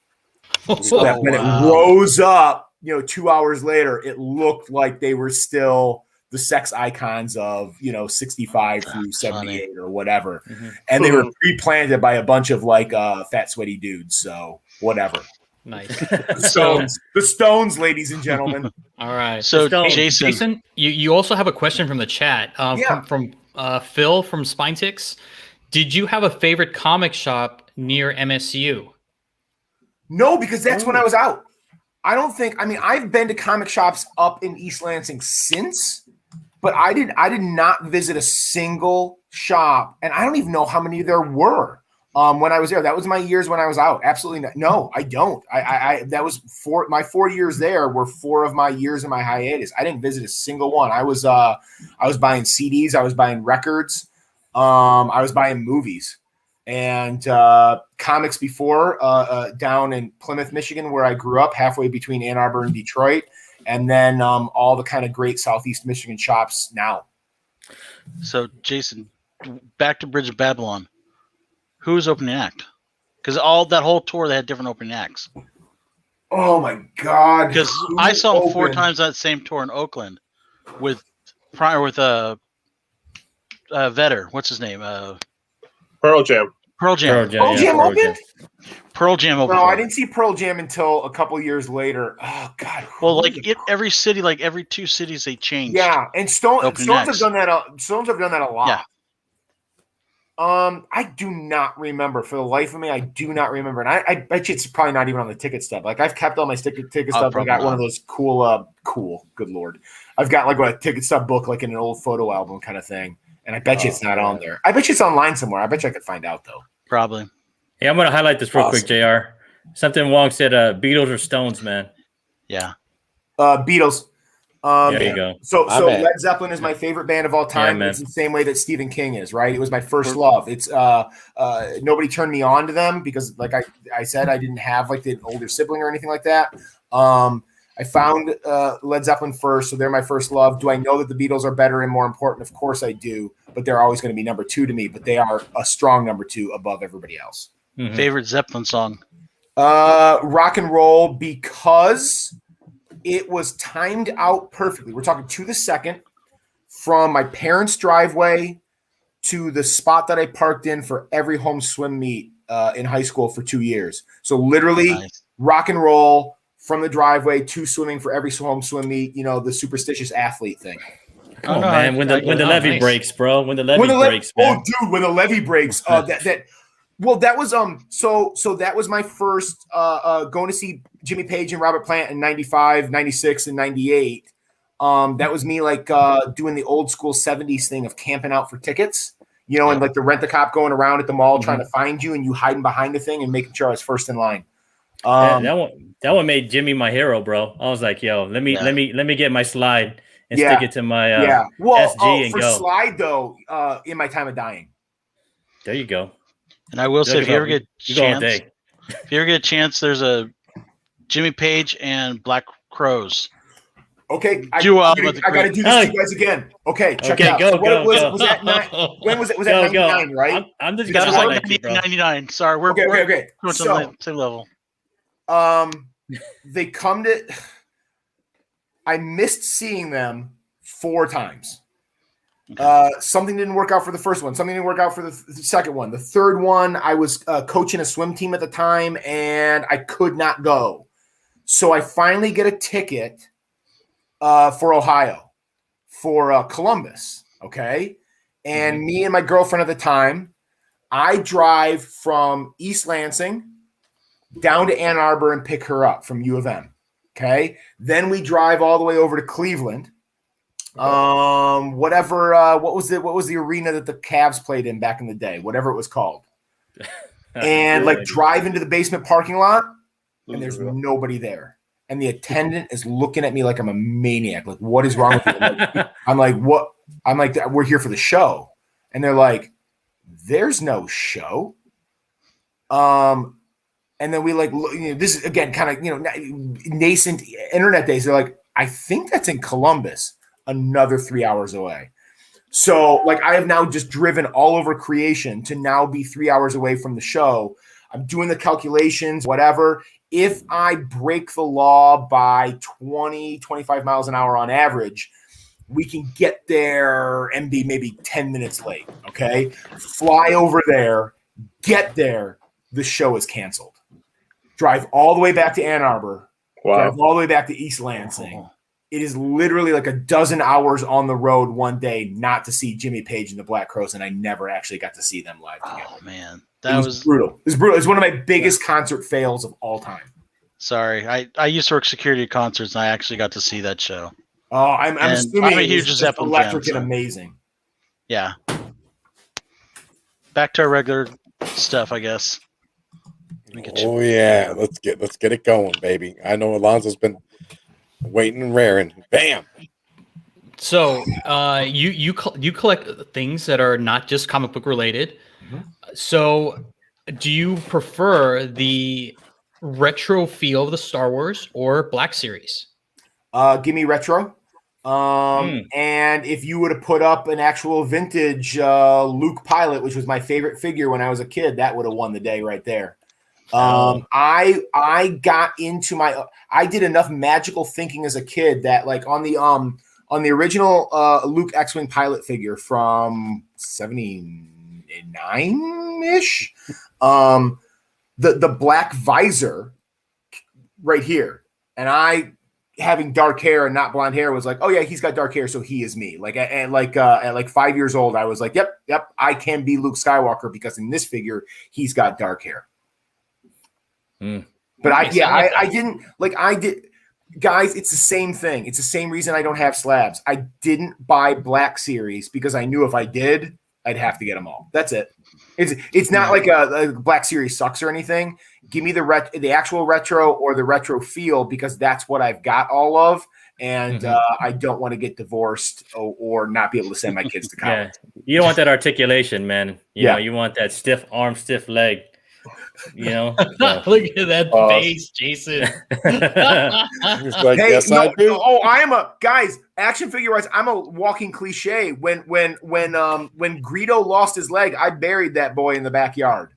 Oh, You know. oh, that's awesome. All right, next one. We've kind of talked about it early. Uh-oh. So, who was better?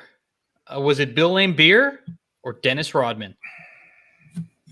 Dennis Rodman's a unicorn. Yeah. I mean, Bill Laimbeer stomped on Kevin McHale's broken foot because he's a bad man. He's evil. Man, look at Dennis. He's putting his penis on Jordan, bro. Like, He is. I think Michael's enjoying it. I think he's trying not to show that he's enjoying He it. has a but he's smile. definitely enjoying it. He's like, you I know feel he that? does this to me, but He's I think I like it.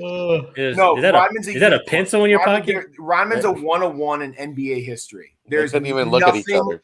like him. They know they can't look each other in the eyes. Yeah. They got intimacy issues, bro. They got intimacy issues. He's like, don't tell anybody, guys. You guys know that that Vinnie Johnson, one of the ugliest men to ever play in the NBA.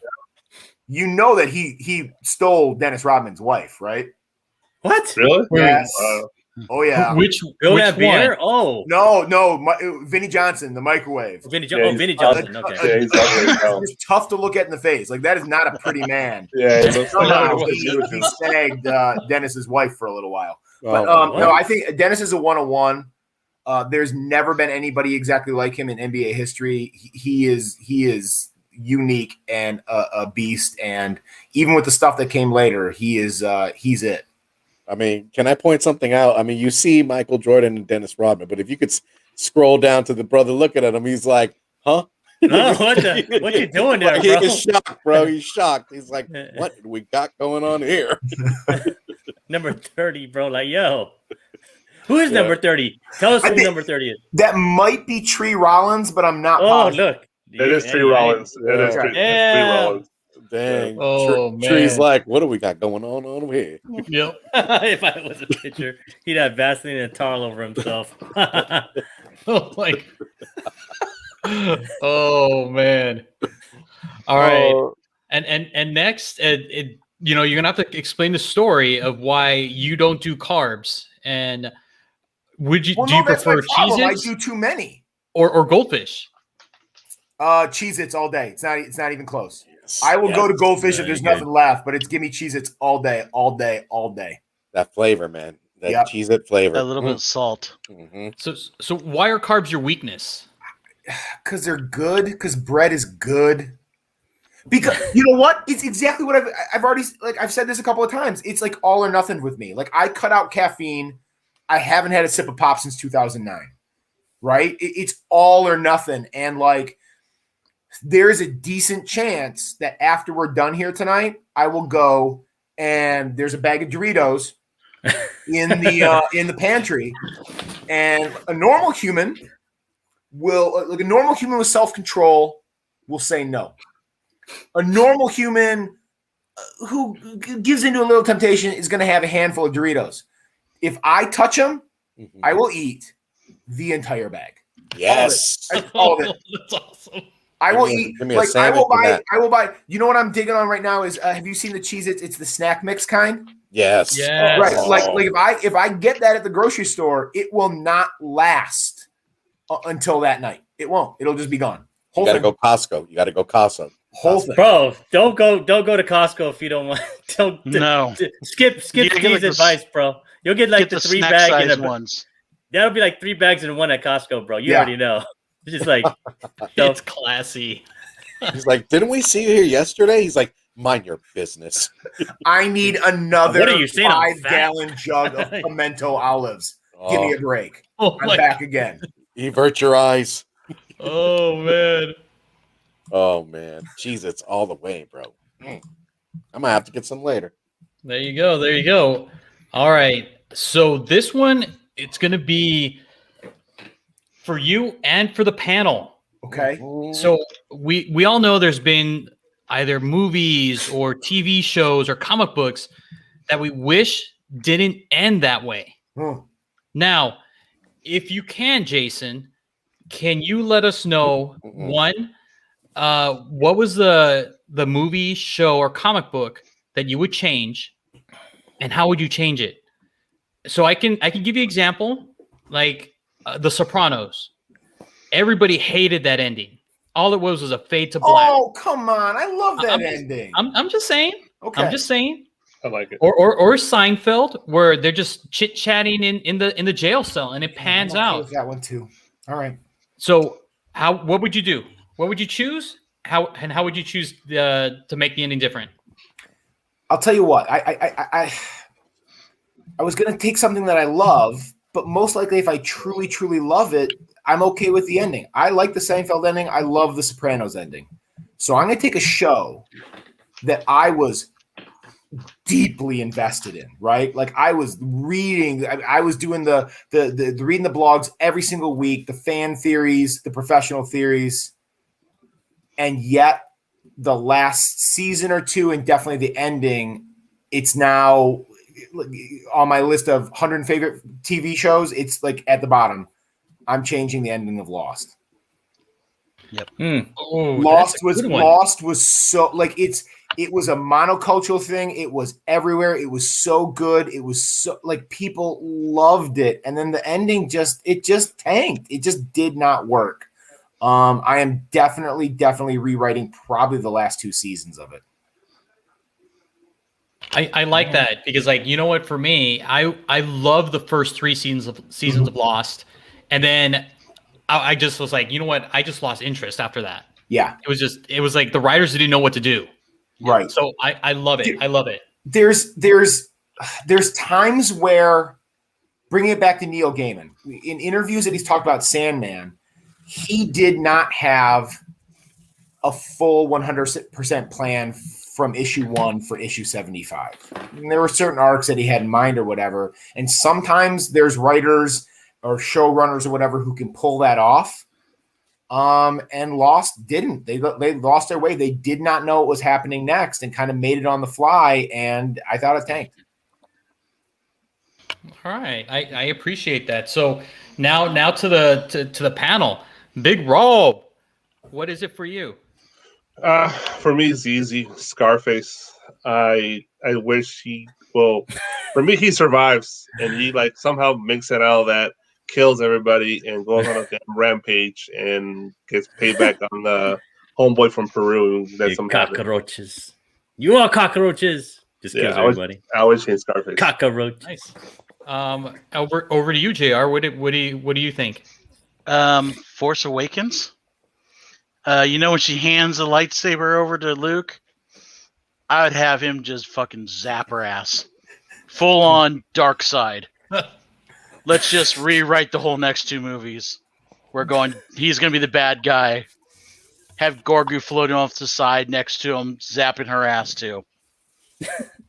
That's what I would do. Would Mark Hamill be doing? Would Mark Hamill be doing more or less intense eye acting in your version of it, when he's going? I would like hope a minute there at the end. I want him to do more. I want that where it kind of like seeps in. You actually see him like kind of grow old as he does it, and then you see her falling over the cliff backwards, and maybe some porgs flying up as she falls down and dies on the rocks. I mean, just let's end it there. We realize he picks up the helmet, puts it on. And he's actually Ren from the Knights of Ren. Jesus, dude. And just do that. Very colorful, dude. I'm surprised you didn't like pick Captain Marvel as well and kind of change that. But that would have to change the whole movie. If I do this by changing the end of Force Awakens, that wipes out 2 and 3, or 8 and 9. There you go. All right, Steve, what do you got? Mine's got to be Casino, dude. I've been thinking about this all day, and I was like, yeah, it's got to be Casino, man. When Joe Pesci and his brother, man, they get murked, dude, and they're beating them with the baseball bats. Oh, man, the sight of their faces always gets me. I'm just like, good God, man, they just wailed on his ass, and he's just still breathing, thrown in there with his brother. I mean, it just that I was when I first saw it, I wasn't expecting that until they cracked him over the head. I was like, ooh, good God, ooh! It was like a ton of bricks just hitting, just black. I don't know, man. That's just me, but they deserve it, man. it's true, 100%. But just to get for them getting wailed on, just woof, good load. All right, Ian, what about you? Oh man, I would have ended Walking Dead 5 seasons ago. That's it. Yeah. Over 5 seasons ago. 5 seasons too long, man. What would happen at the end? Everybody turns into zombies. What happens? Man, what would happen at the end? Everybody would just Carl, have fun. I guess have a big party and figure out. We could finally get an ending and figure out how the hell the freaking zombies apocalypse happened. For one, just get an answer. Get like a little answer there. And I wouldn't have killed off what's his name's mom, bro. Like that was savage, man. You know, Carl's mom, man. That was savage, bro. Carl had to kill the mom, and then he watched the zombie burp after he ate his mom, bro. Yes. That's a savage shit, bro. Like I don't know. Glenn dying the way he did is pretty savage. It was brutal. Oh, yeah, dude. It was brutal. I think Lori's death in the comic is worse though, because her and the baby die as they're trying to escape the prison with a gunshot in the back, and that I was already a dad at that point, and I almost stopped reading at that point because it was just too much. Because like the baby death, I couldn't handle it. I still think one of the worst deaths though in the comic was Brother Gabriel. Oh, he yeah. just dies off in the distance. Sure, right? He dies off. He like falls off a rung, climbing down a water tower. Breaks like leg goes and breaks his leg, and he's just hanging there, and we never see him again. Yeah, and she's like, "Oh yeah, he's dead."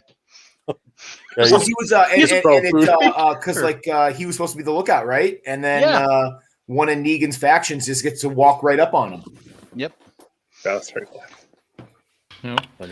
And how about you, Alonzo? For me, it's going to be Game of Thrones. Jon Snow should have been king, and that's it. Instead, they're like, you know what? Bye. Just wait for the book that comes out. You're done. And I'm like, no. Everything was building up for Jon Snow being. It's never coming out. You know, being the king of the Iron Throne. How many years did we wait for that? Like 8 years. And then it's like, what? We're still waiting on the book. Alonzo, when you're reshooting those episodes, are you going to have more or less water bottles just sitting in the shot? You know what? I'm going to have more. Okay. I'm going to have more. And you know what? I'm going to film every scene in the dark. Every scene. You'll just hear like groans, maybe some dialogue here and there. That's it. But let's be honest. We saw Khaleesi going psycho early on. Yeah, you didn't see that she was going to go nuts before the end. You were crazy. I don't know. I would have liked nuts in like what 30 minutes. I'm like, come on. I would have loved it. I would have having Jon Snow marry her and just having like a big old like trailer park thing going on, bro. You know, like she paved the path of Slavers Harbor or whatever with the old slave owners. Yeah, she killed so many people. In like season 2, and everyone went, "Oh, that's cute. She took over the island. No, she's not nuts. No." And then they complained she went nuts in 30 seconds. No, she went nuts like 3 seasons ago. You guys just didn't see it. It's more, baby. Yeah. She deserves. I don't know about that. I would have killed the slave owners too. Jon Snow did the right thing. Yep. Jon Snow's coming back though, bro. It's gonna be like Game of Thrones, whatever prequel or Game of Thrones Part 2. Part 2. Right. Jon Snow takes it all, bro. and there you go. I mean, Jason, you survived. Man, you survived, bro. You survived, and no worse for wear. There was a couple of grinding of teeth, and are you doing this to me? Oh, you made it. You made it. He does that too. I feel bad for the guests sometimes. I'm like, damn, bro. I'm gonna eat my popcorn right now. You know, so. Yeah, I was like Kermit the Frog drinking my tea. I was like, let's see how Jason does. Yo, man, and thanks for the live chat, man, for sending some questions too. We love that, you know. Oh yeah, I know Jason loves that, man. It gets Jason all like, oh, dude. Fun. Jason goes, oh, damn, the live chat's coming after me now too, you know. But what else we got? What else we got? Sniper, where'd Sniper go? Oh, Steve, go ahead. Sabbatical. I think he went to step away for a quick minute, but I'll hit this, man. Y'all, mark your calendars. Next Thursday, we got that 1K giveaway. You guys check out the Team Nerd Herd podcast Instagram. Read the rules. Definitely make sure that you leave your hashtag on there. We will be ready to go on Thursday. We got a lot of books ready. There's been slabs. The community has been great. We want to thank you guys so much for giving these giveaways, but also being a part of the Team Nerd Herd, herding out with us. And we are so indebted and grateful to you guys. And we can't wait. Thursday, mark those calendars. June 24th, Please. 7 p.m. PST, 10 p.m. EST. And we got a. Oh, I put 8 p.m. on. No, Yeah, you did, man. I thought you were. I thought I put a corrected one up in there. No, I guess not. Yeah, you probably did. This was an older one. I just took it. All right, don't worry about it. I was like, oh And shit, then that's me. The rules. All right. Do you hit click again? Go ahead, Alonzo. So again, the rules, and I know a lot of you guys have already started to do this. Make sure you subscribe to the channel, like and leave a comment to that 1K video. And then if, and you want those additional entries, head over to the Team Nerd Herd Instagram account, tag 2 friends, and add that hashtag TNH1K giveaway. Yeah, man. And that's all you got to do. And you will get another entry. Yo, Jason, you should sign up too, bro. Like, it's crazy, man.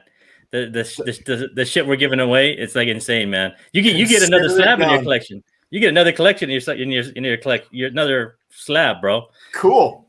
It's crazy, man. So, and then hey, I'm gonna put this in the chat again because I know Ultra needs to get there, man. So if you haven't, man, try to sub up Ultra. He's trying to get to 1K too, man. I don't want Ultra to go back to work, man. I want to be a full-time comic book YouTuber because I watch his stuff all the time, bro. It's dope. So let's keep Ultra on YouTube, man. Get him to 1K, bro, so he can start earning some money for this, man. So we can have Ultra on all the time. He's over in the chat. Sub him up. Oh, dude, what happened to my thing? My bad. What else we got going on, guys? JR, I know you got something coming in the works. Why don't you go ahead and let them know? As soon as I finish editing it tonight, we got Hood Rat on my Star Wars show. This is the Way, a Star Wars origin. That'll be dropping this morning or Friday morning. So it'll be nice and ready for you guys on your drive into work. We've also got a couple shows this next week, don't we, guys? I got it back. You got it back? You got that bottom half, the better half, the ones to keep on checking for. Well, you forgot about Friday, sir, or Sunday on Father's Day. You scared Jason. Jason's gone. Oh, where'd Jason go? What happened? Where'd Jason go? Oh, what happened to my stuff? My bad, bro. I mean, I think Alonzo, he was totally ticked off at you for putting him through the gamut, bro. Yeah. Well, good job. He is. He's back. There he goes. It would have happened to someone. Yeah. Star Wars Origin. Star Wars Origin. And don't worry, guys. I gave Ian a hard time. He sure did. He had fun, I think. Yeah, it was fun, man. I had a good time, man. So come by, guys, on Friday and watch me make a fool of myself on Star Wars Origin show with JR. And then I think you guys like this. Look, I put the one you guys asked for. Yeah, yes. Yep. Yes, sir. That's right, Yeah. Catwoman. I am not a selfish lover. Yeah, man. That was a hot one. There's some more hotter ones, but I'll switch. I'll try and switch it up every week if I got some time. But yo, man, we got the bottom half, man. It's our one of our fun shows, man. We try to have a lot of fun on with the live chat, and we do our stamps, man, of approvals of what we're gonna do with those books. And next week we're gonna have on Tuesday we're gonna have Rudy, man. Santee Rudy won for his first full appearance on YouTube. Nacho, yo, Yes, sir. you guys need to come through, man, because we're gonna have some fun with Rudy on there, man. He's gonna put his stamp on the books too, man. So we're looking forward to that. And then what else we got, man? Is that dropping the mic? Last but not least, man, dropping the mic. We're gonna take some time off for Father's Day. Well, No, we're hosting Father's Day. No. For dropping the mic, JR. Dropping the mic. It's dropping the mic. It's June 27th. So we're gonna take that segment. We're taking Father's Day off for that. Be on the lookout. My special guest is gonna be rolling with us. Perpetual Comics. We're gonna be reading Moths #1. I know I'm a little late on this, but but my God, I had a chance to read it. Perpetual recommended it, so we're gonna go over it, and we're gonna go ahead and give you a review. And the next read, I mean, we're gonna go ahead and work some guests in as well. If you guys are wanting to jump on the show with something that you would recommend, definitely hit me up on my Instagram. Go ahead and send me a DM. Let me know what kind of book that you are reading. I know JR and I are going to be reading Reckless very soon, do a book binging. I know Jason has speaked its praises, so I can't wait for that. But the next drop of the mic will be Tomorrow Cinema. We just got to work that comic out. And then, again, hit us up, most definitely. Hey, and we got what's happening on Top Picks, man? There's something happening, right? This Sunday, something new. Yeah. So Go Sunday, we're gonna let the fathers take the day off, and it's gonna leave us to the dirty uncles here, Steve and I. Dirty uncles. Speak for yourself. I mean, that's basically what we are. So we're gonna be here. We're gonna invite a couple of friends. We're gonna go get Justin from No Good Comics. We're gonna get Morbius to come on over from Morbius Comics. Make sure to sub and like them. And we're going to do our show. We're going to do the normal shows as everything. Alonzo's got a deck set up for us. I'm not sure what he's going to plan in there, which I'm scared of. But starfish is up in there, bro. Do it, Alonzo. But it will be a good show. Especially since all the dads are away, we get to play a little bit. Yeah, man. And Jason, what you got, bro? What you got going on, man? Well, normally this would be the point where I'd be like, hey, go buy my book, but I'm going to piggyback on what you guys are doing. I'm going to want everybody in the chat right now, everybody watching this later, to head over to my Instagram account, at JDouglasWrites, and check out the giveaway that I'm doing right now, which is for this one-of-a-kind, hand-painted, sold-out variant cover of Parallel, with certificate by Esteban and signed by him. There's only one of these in the world. This is hand painted on top of a sold out variant. Head over there, jump into that. And the cool thing is, and this is how I'm piggybacking on you guys, you want bonus entries? I got bonus entries for you. That's where you can support indie creators, small press books.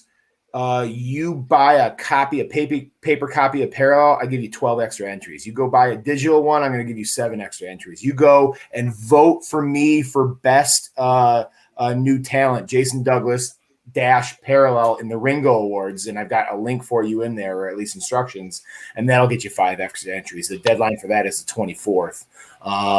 Looking for that, sell some more copies. I got this goal of trying to have a sellout before I go to a single con this summer. I've never done that part yet, or a single signing, because I got derailed last year with COVID and kind of taking all that away from us. So head over to Instagram, enter the contest, follow the rules for that, and then go get some bonus entries by buying a copy of Parallel or a digital copy of Parallel, or nominate me for best new talent for the Ringo Awards, and get yourself some bonus entries and up your chances of getting. Boys, one of a kind, only one of these in the world. You can't even get the variant cover anymore because it's not anywhere besides on eBay every once in a while. And this hand painted one, could be yours. What cons you hitting up, bro? What cons? Any cons? Yeah. Any cons? So I'm going to what I've got locked in right now is Motor City, Traverse City, Detroit Book Fair. So a bunch of Detroit things, or a bunch of Michigan things, and then basically here's another reason. To go and help me out with that Ringo thing, because if that happens, that means I got to go to Baltimore and I'll do my first out-of-state contest. Oh, we'll be in Baltimore, dude. Me and JR. Yeah, I was going to say. Get me on that ballot and I will be there. That'll be our first time going there, too. Yeah, man. Word, dude. Yeah, hey, so man, you can get the book at sourcepointpress.com. You guys put the link up. I got the information on my Instagram. Hey, I like to say this every time because I mean it. Your hard-earned dollar for an indie book goes a long way. It quite literally puts food on the table and clothes on the back of indie creators and small press, and it's really the way to do it. Your dollar goes a really long way. Yo, man. I want to piggyback off that, man. I want to thank the chat and the Rewind for watching them stupid commercials before our show, because that helps keep this podcast getting better and better and better, man. Because I know some of us need some new mics, right? So yeah, man, you want to hit the double dutching. Yeah, thanks for watching them dumb. Thanks for watching them dumb advertisements before, man. We appreciate y'all. You know, so hey, man, thank you for the daddies, right? Like, I have a prediction though. You want to know my prediction, Alonzo? We're gonna have 2 new daddies after the Baltimore con, bro. if you can get Steve to go. I mean, yeah, man, it's in the works, bro. I mean, it's in the works. I'm laying down the foundation, and lay down your foundation. We bought our tickets. Come on. I might have to instigate all that, bro. I'm gonna be at the bars, bro. Don't get me in trouble. You know those 2 cats, bro. They're on a podcast, bro. They on a podcast. Don't you have to go, Jason? We should probably let you go, right? They're on a podcast. Hey, let me buy you a beer. They're famous. They're famous, man. I'm not famous, Rob. I'm not. No. I'm just your average Joe, bro. That's it. Your average Joe. we gonna have some babies, bro. We're gonna have some babies come in like what is it, like September 2022, bro, or whatever it is, 9 months after that shit, bro. It'd be funny. I think Tristan needs a younger sister. She might, but I already have a wife, so you know. Papa, last night. All right, man. Last night we'll talk. Your hand doesn't count. But thank you, Jason, for coming on, man. We appreciate y'all. Oh no, thank you guys. This was a ridiculous amount of fun. I would go and play those games every week. You can tell I like to talk. I like to pull out my hair and be tortured over making a choice over killing one of my darlings. So anytime, I will play those games all day, any day. Gentlemen, it was an honor. Thank you, man. Thank you, sir. We appreciate you. All right. All right. All right. And with that being said, y'all go ahead and hit those notification bells. Get notified. Don't miss that 1K. Enter in. Definitely keep on track. We're putting out more content. Hit those likes, hit those subscribes, drop a comment if you'd like. And with that being said, we are ready to roll out. Go ahead and hit us out with it, JR. If you want to do it right, collect what you like. Bye-bye. Peace, y'all. Later.